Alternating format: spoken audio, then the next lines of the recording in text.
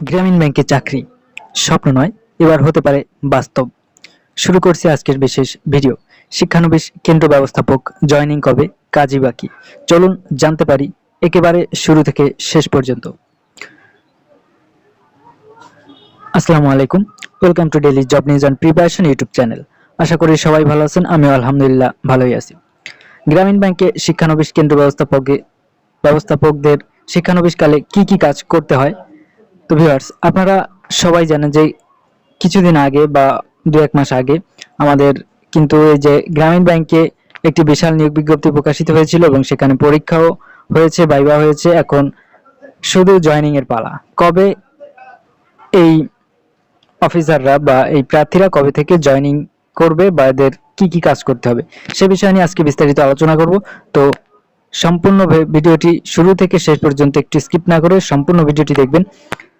তো আমাদের ইউটিউব চ্যানেলে যদি নতুন হয়ে থাকেন তাহলে অবশ্যই ইউটিউব চ্যানেলটি সাবস্ক্রাইব করে অল নোটিফিকেশন সেট করে রাখবেন এবং আমাদের ভিডিও যদি ভালো লেগে থাকে তাহলে অবশ্যই একটি লাইক দিবেন এবং আপনি কোন জায়গা থেকে আমাদের ভিডিও দেখেন তা অবশ্যই কমেন্টে জানাবেন।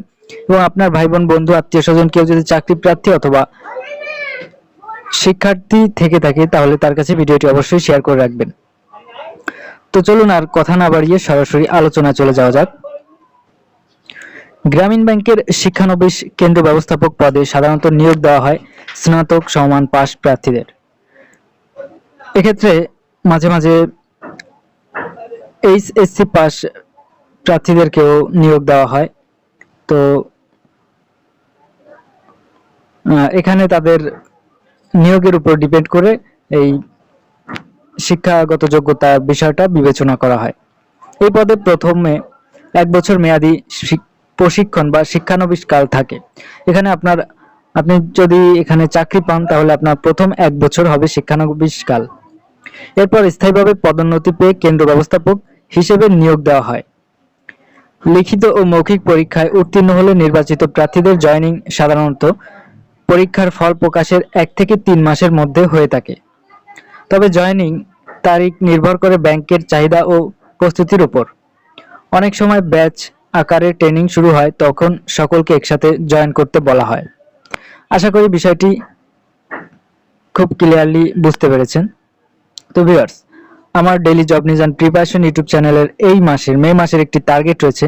মে মাসের মধ্যে daily job news and preparation YouTube channel 5000 সদস্য বিশিষ্ট হবে বা এটা একটা টার্গেট নিয়েছি। তো আপনারা সবাই বেশি বেশি আমার ভিডিওগুলো শেয়ার করবেন এবং সাবস্ক্রাইব করবেন। এই মে মাসের মধ্যে daily job news and preparation YouTube চ্যানেলটি 5000 সদস্য বিশিষ্ট দেখতে চাই। তো যারা যারা daily job news and preparation YouTube চ্যানেলটিকে ভালোবাসেন তারা অবশ্যই সাবস্ক্রাইব এবং শেয়ার করতে ভুলবেন না। 3 নম্বর কনসেপ্টটি হচ্ছে শিক্ষানবিশ কালে কি কাজ করতে হয়। শিক্ষানবিশ কালে এখানে তো আপনাকে যখন নিয়োগ দেওয়া হবে বা আপনি চাকরিটি পেয়ে যাবেন, আপনাকে নিয়ে তো আর বসিয়ে রাখা হবে না, আপনাকে দিয়ে কাজ করাবে নিশ্চয়ই। তো এই শিক্ষানবিশ কালেও আপনার যে কাজগুলো করতে হবে তা হলো শিক্ষানবিশ অবস্থায় প্রার্থীকে শিখতে হয় গ্রামীণ ব্যাংকের মূল কার্যক্রম। তো এই শিক্ষানবিশ কালে মূলত আপনাকে সকল প্রকার যে কার্যক্রম ভবিষ্যতে আপনার পরিচালনা করতে হবে সেই সকল কাজগুলোকে আপনার শিখতে হবে। তো সেই কাজগুলো কি সেগুলো একটু দেখে নিই। প্রথমে হচ্ছে ক্ষুদ্র ঋণ বিতরণ প্রক্রিয়া। কিভাবে ক্ষুদ্র ঋণ বিতরণ করে সেই প্রক্রিয়াটিকে আপনার শিখতে হবে বা জানতে হবে।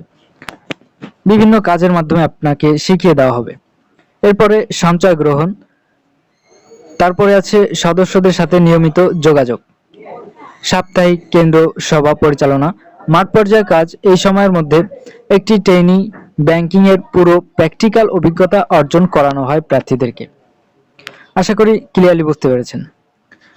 তো যারা শিক্ষানবিশ কালে বা রয়েছেন বা এই নতুন যে সার্কুলারটি প্রকাশিত হয়েছিল তাদের যারা জয়েন করবেন তারা অবশ্যই ভিডিওটি দেখবেন এবং ভালোভাবে বোঝার চেষ্টা করবেন।